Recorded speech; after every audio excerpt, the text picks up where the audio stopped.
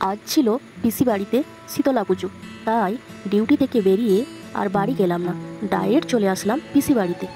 আসতে না আসতেই দেখি বৃষ্টি মিষ্টি জল দিতে ব্যস্ত। যে আকাশও দাঁড়িয়ে আছে আমার গাড়িটা তোলার জন্য।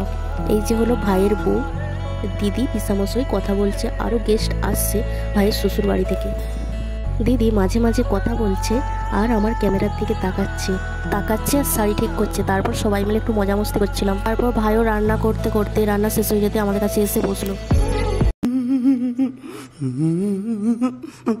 ছলো ছলো নয়নে হাসি মাখা বদনে, ছলো ছলো নয়নে।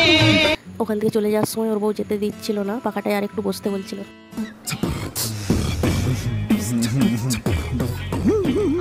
ভাই বলছে মুখ চোখে জল নিয়ে আসি, তারপরে ফ্রেশ হয়ে বসবো। এদিকে দেখি পিসি আবার ভাত বসিয়েছে, কারণ ভাতটা একটু শর্টেজ হয়েছিল।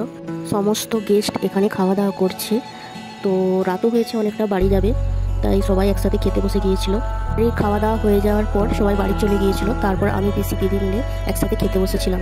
ভিডিওটা এই পর্যন্তই, দেখা হচ্ছে আবার নেক্সট ভিডিওতে। ততক্ষণ সুস্থ থাকবে, ভালো থাকবে, নিজেদের খেয়াল রাখবে।